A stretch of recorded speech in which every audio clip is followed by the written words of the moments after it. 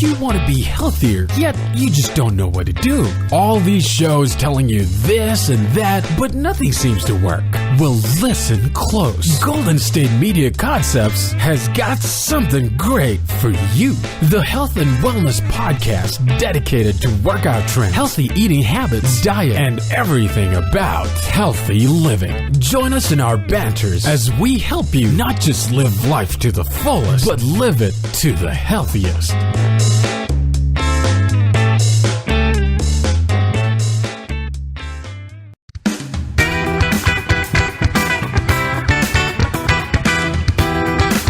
Hello, everyone. Thanks for listening to the GSMC Health and Wellness Podcast. I'm Mariano. And I'm Pauline. And in this episode, we were discussing some things that, about kind of when you get busy doing your own thing, sometimes you go a while without seeing your family, and at the same time, you are so exposed to new experiences and trying different things.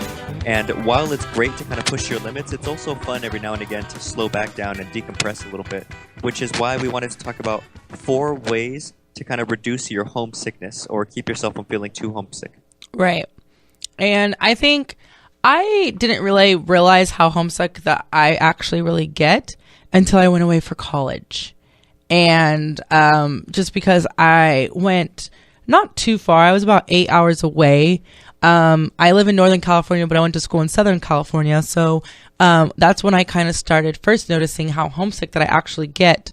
But one tip is to kind of realize that it's normal and that people feel homesick. And that was one thing that I personally kind of like struggled with when I first went away to school, because to me, it seemed like all my friends were fine and doing like their thing. They were enjoying it.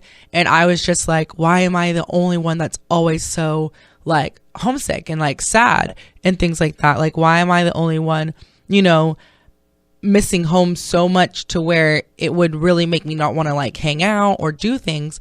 And then it wasn't until I started like kind of being a little bit more open about it where I would just simply say like, I'm so homesick, or like I miss my mom and things like that, that my other friends would start saying the same thing too. And they'd be like, yeah, me too.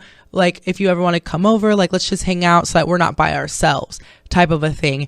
And that was like a really big thing for me, was realizing that I wasn't the only one and feeling like something was like wrong with me for being homesick when it seemed like everybody else wasn't, but everybody else was kind of feeling the same way. They didn't want to be the like Debbie Downer of the group and be like, I miss home and things like that. And then because I was away at school, it was actually kind of cool, because then I started befriending other people from Northern California, and that helped me because then we would kind of all take turns driving back to Northern California. So then I was able to go home a tad bit more often than I probably could have, because I was going back with all the rest of us homesick kids. Or paying less gas. Right, exactly. So one thing is just to realize that people get homesick and that it's normal and that it's okay. It doesn't matter how old you are. It doesn't matter how far you go. It doesn't matter how long you've been away from home. Some people are fine for a while and then they realize, oh, I'm a tad bit homesick. Or some people get homesick right away. There's different times for everyone. But the other thing to help with reducing like feeling homesick is to try to create relationships in a comfortable way. And that's basically one way to get over being homesick is sometimes, like for me, with my example, is that I was feeling like lonely, because there would be times when I'm like homesick and then I feel more lonely. And so to create relationships in a comfortable way. So if you're like an introvert, going out to like the bar or going to big, huge social events because you're trying to force yourself to meet new people and force yourself in the middle of a crowd when you're an introvert can maybe sometimes be too overwhelming. Right. And so then you are so overwhelmed by everything that's going around, and there might be just too much people, like too much stimulus and too many people around, that you don't branch out because you are an introvert, and that's okay. It's just that you have to do something that's more comfortable for you. So like if you're someone that maybe it may take like joining a club or doing something on a much more smaller scale than forcing your, like if you're just a person who doesn't like going to the bars in general, then that's not going to help you even more. Just sticking yourself at the bar or sticking yourself like at a music festival or something, I don't know. So to kind of do things in a way that's comfortable for you, do things that are kind of more familiar for you. If you're away from home and you're used to going to church on Sundays, but you haven't found like a home church or something in your new location, starting there, you know, something that's familiar to you. I kind of mentioned in the last episode that I hung out with a lot of the basketball players when I was in college because that was more familiar to me. I was no longer on the basketball team, but I was so used to hanging out with people that played basketball that's how I started meeting friends, was the basketball players. You know, so doing something that's more familiar to you and something that you would feel more safe and more comfortable to speak up and to branch out and to, you know, say hello to somebody new. Right. And I think that a lot of that also comes with just the feeling of not being so alone. And when you branch out for other people, now you kind of have a support system, because a big feeling of homesickness is that I'm by myself and I'm away from everyone that loves me. Right. I think that the more people that you do, you know, branch out to and make it a point to try to connect with, you'll realize that no matter where you are, people, you know, are generally nice, and they're generally going to care about you and generally going to have your best interest, you know, the ones that you're friends with and get along with anyway. And it becomes a possibility, instead of kind of making things a negative in your head, like I shouldn't have done this, it becomes possible that, like, you know what, I could like it here. Maybe I'm going to have to adjust, but no one ever said that this was a bad place, you know, where I am. Right. And so, and that kind of takes us to being, like having more self-compassion, because sometimes, and we kind of discussed this before in a previous episode too, is sometimes we get so hard on ourselves. Like you may be thinking to yourself, oh, I've moved to this place and I've been working at this new job for such a long time. Why don't I have new friends? Or why am I still not adjusting? Or, you know, we don't give ourselves a chance, and then we're getting on ourselves so much. So then we get like upset, you know, and we start to so kind of like looking at ourselves the same way that we would look at someone else who's going through a change or a move or something like that, and realizing, you know, just like we give them more time to like adjust, and we like say, oh, it's okay, like, you know, you'll be okay, like kind of encouraging yourself and having more compassion for yourself than putting yourself down as to why you haven't adjusted and thinking something's wrong with me, why, like maybe I can't make it, and then, you know, kind of like snowball effect thing that happens sometimes. And then let's see, so then that kind of like brings us to the fourth way to kind of help reduce feeling homesick, is to keep tabs on your negativity. And basically what that kind of is realizing that it may not be that it's you that's not adjusting. It may just be the fact that you had a bad day and then you feel really extra homesick, but it's not because you haven't adjusted or you can't make it, you know, especially if you're taking a chance. It could just be that you're having a bad day, or it could just be it could be lack of sleep. It could be a lot of different things. Right. I think the key is to understand that as a human being, these fluctuations are gonna happen, and as long as you don't take them too personal, right, then, you know, you'll be okay. Like, as long as you don't over associate with the current feeling. Exactly. Because is, you know, I always tell people, like, a current feeling is just that. It's a current feeling. No one says that you're gonna feel this way tomorrow or even in an hour, but it depends on what you do. Mm-hmm. It does. It really does. And it's, so that kind of like helps, because then, and trying not to look at all the negative things when you're feeling homesick. Cause sometimes like I would do that, on days when I would feel like really lonely or just feel like homesick and thinking I really just want to go home.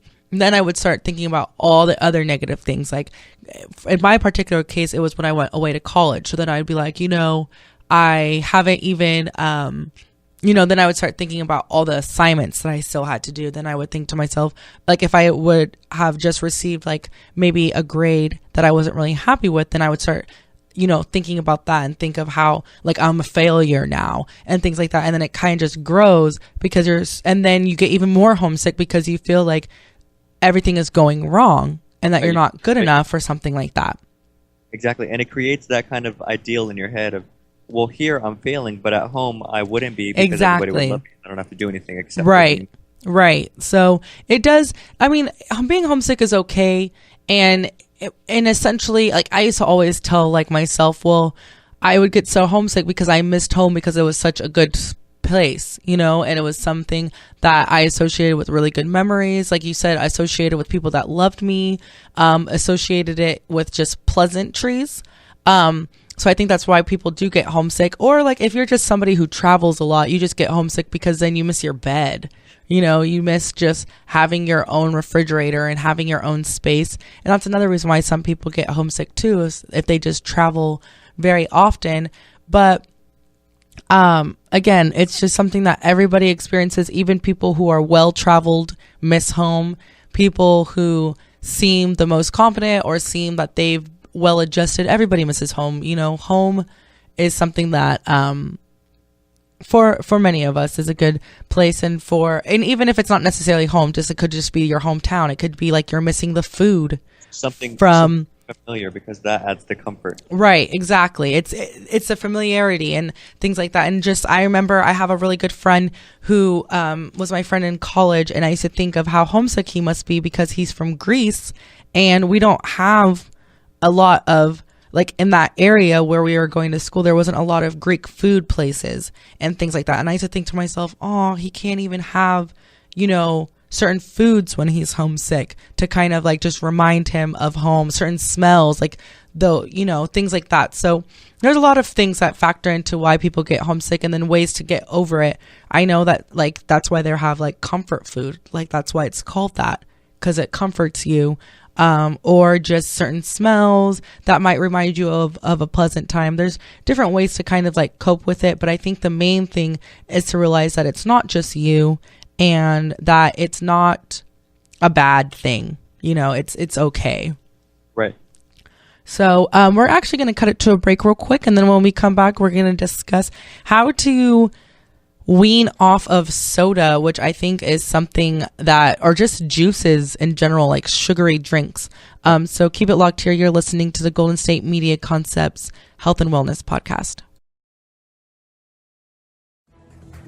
Want to find out what movies to go see? Then check out the GSMC Movie Podcast. It's your ticket to the latest movies, whether it's a new blockbuster event, romantic, comedy, or action flick. This show has got it all covered. They talk some what to go see now. Don't bother. What's hot on Netflix and everything in between. That's gsmcpodcast.com/movie-podcast. When it's all about the movies, it has to be this new show. Don't forget to like them on Facebook and follow them on Twitter. Visit gsmcpodcast.com for more info.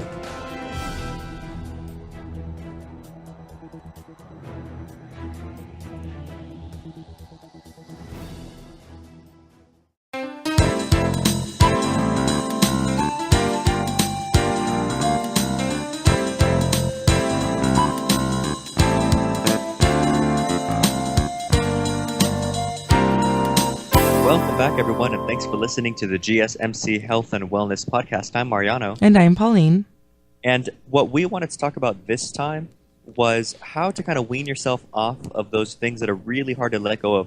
Typically sugar, namely, soda, juices, and kind of wean yourself onto more water and just the habit of drinking more water because it's freaking hard. So some of the bigger kind of habit breakers, other than, I guess, for me, it was mostly just a mental thing of just understanding how much healthier the water is for you. It's kind of enough to make up for the lack of taste. Because, yeah, soda tastes way better, but just knowing that the water's doing more for you, it's incentive enough for me to pursue it. Mm-hmm. What about you? Well, I personally love soda. And that's why I picked this topic. Because I like the taste of soda too, but that was my main like inspiration to start drinking more water.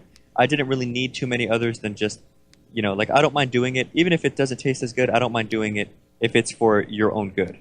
Right. But I mean, some people, it's a little bit more difficult because sugar is actually very addictive.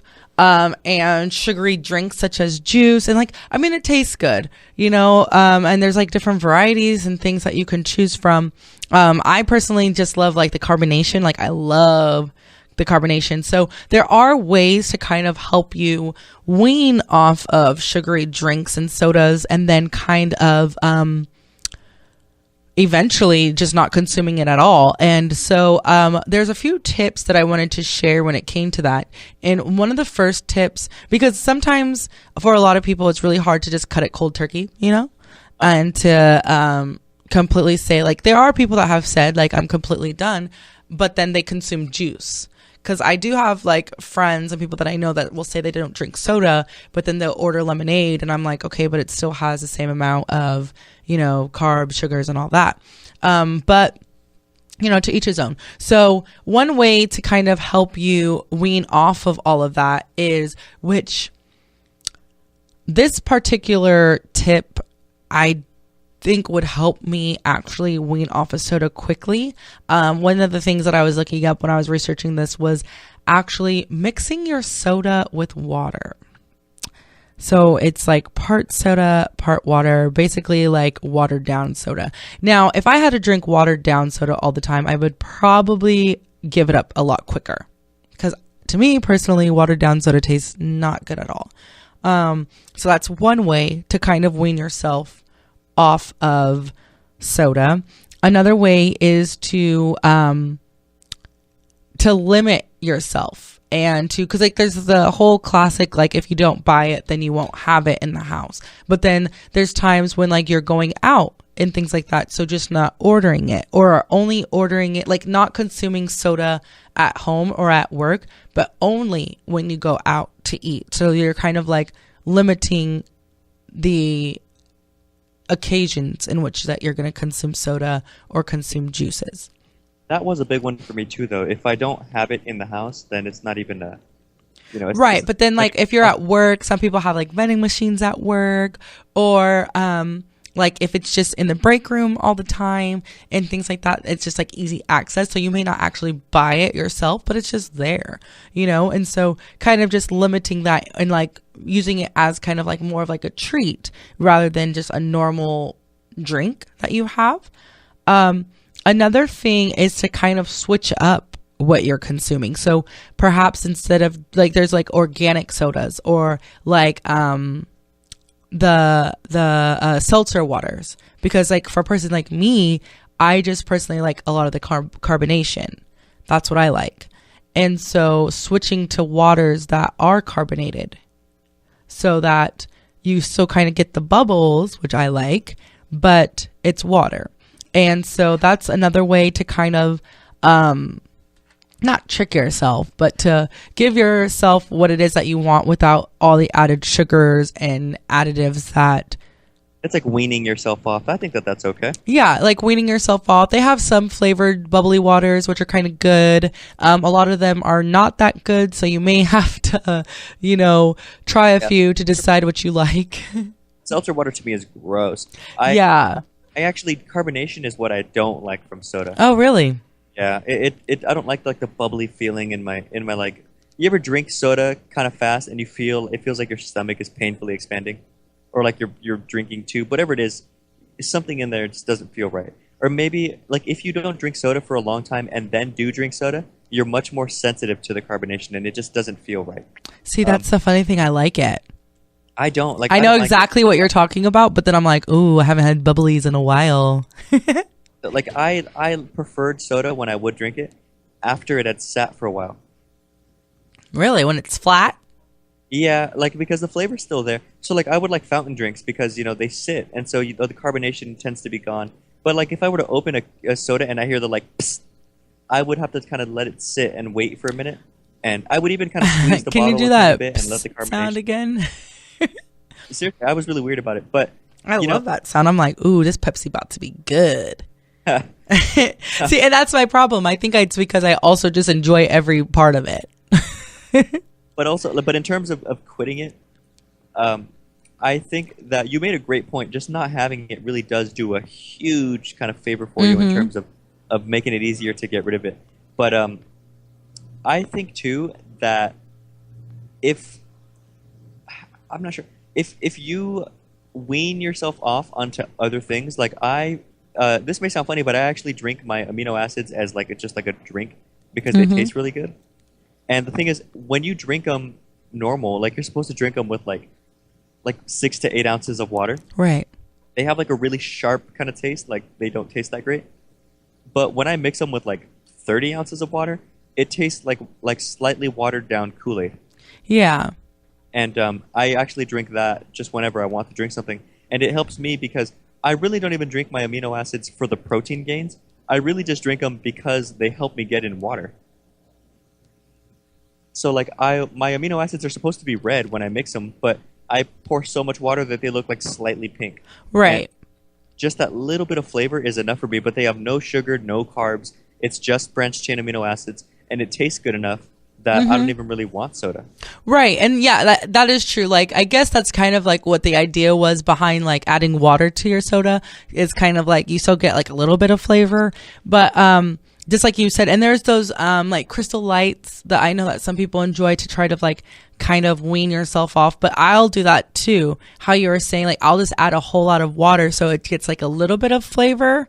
So I'm like kind of telling myself I'm not just drinking water, but I am. But of course, and then like adding drinking tea instead. Like Arnold Palmer's are so good.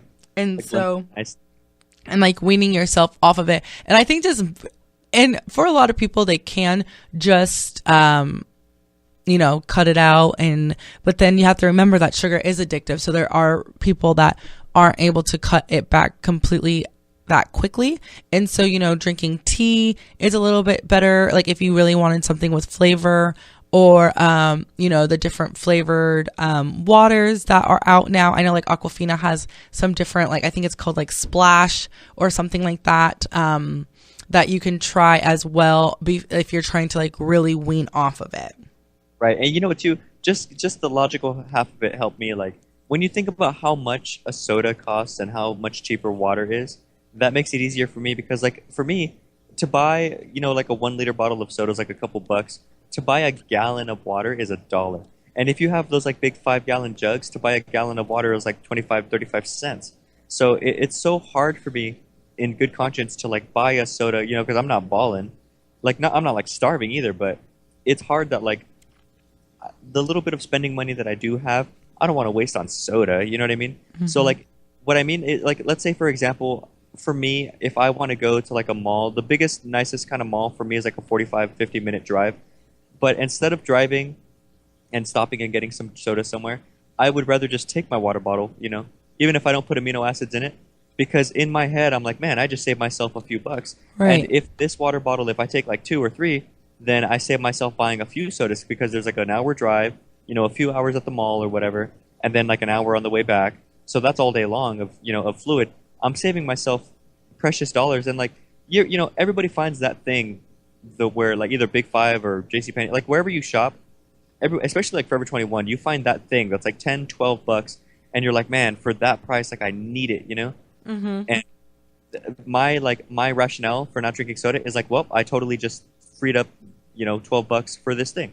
So I didn't I otherwise would have spent $22 instead of 12, Right. And that's one thing that helps me a lot. And another thing is just being accessible. Like there's nothing more gross than like a hot soda. So I just carry water. Like water's simple, water's easy, and it goes with most everything, Mm-hmm. Like. And that's what I mean. Like it's the fact that it's cheaper helps me mentally. Like if I'd rather spend my money on like a cool pair of shoes than sodas because over time like $2, $3 adds up, and just the fact that you get so much more liquid for so much less money. Right. So we're going to cut it to a break. And when we come back, we're going to wrap up this episode. So keep it locked here. You're listening to the Golden State Media Concepts Health and Wellness Podcast. Tired of searching the vast jungle of podcasts? Now listen close and hear this out. There's a podcast network that covers just about everything that you've been searching. The Golden State Media Concepts Podcast Network is here. Nothing less than a podcast bliss with endless hours of podcast coverage. From news, sports, music, fashion, cooking, entertainment, fantasy, football, and so much more. So stop lurking around and go straight out to the Golden State Media Concepts Podcast Network. Guaranteed to fill that podcast itch, whatever it may be.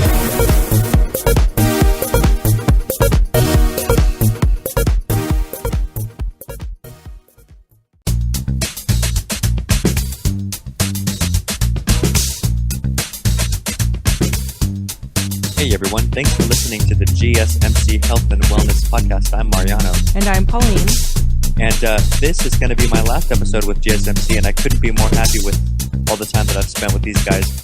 Since this is going to be my last episode, we wanted to kind of discuss, how to stick to future goals, just because I think that it's so much fun to stick to things and have fun, but it's also fun to make way for newer things and kind of just keep moving, because this chapter isn't over yet, Right. So what we wanted to discuss was how to stick to your long-term goals, because there are things, and we don't mean necessarily like a how-to plan, because how is never really that difficult to understand. It's really more, even though you know how to do it, sometimes you get discouraged or sometimes you kind of lose steam.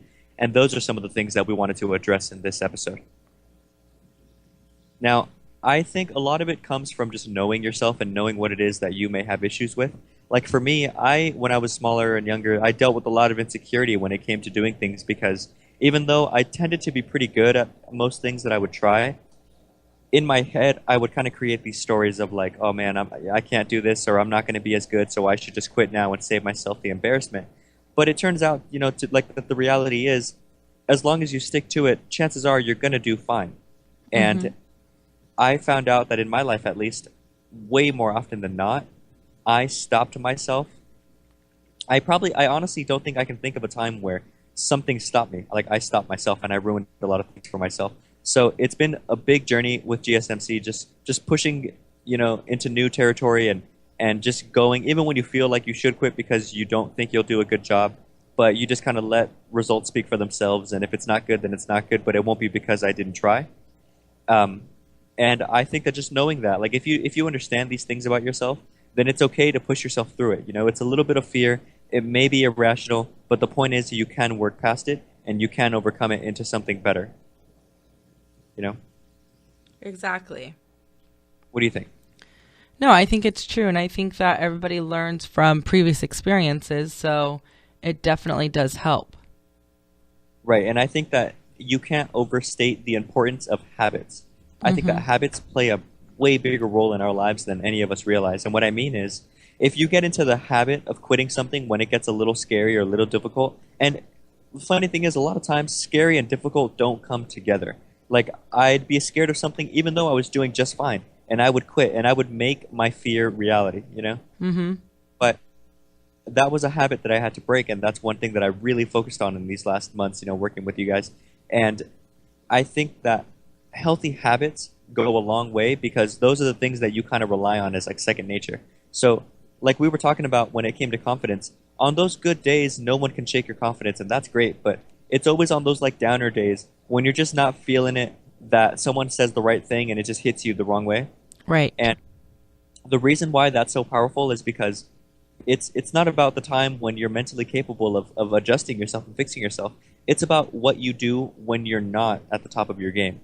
And that's why when you build healthy habits, even when you're not exactly feeling something, you still have the foundation built that'll help you get to where you need to go. Kind of like the gym. If you don't go, like if you get into the habit of not going whenever you feel like you're tired, then you're never going to get anywhere. But if you get into the habit of pushing yourself, pushing through the soreness and being tired and being sleepy, right, then you start to develop the habit of kind of the mental fortitude aspect of it, of like, no, you know what? Yes, I'm a little tired, but there's a lot of people that are tired, and bottom line is I need to get this done.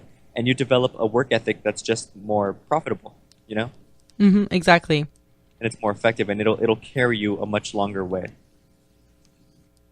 And I think that staying just positive also helps, because when things get tough or when they start to become a little bit, or like if you're trying something new and it's unfamiliar, it's just staying positive and like staying focused on what the goal is and staying focused on what you're trying to achieve, even when the going does get a little bit rocky.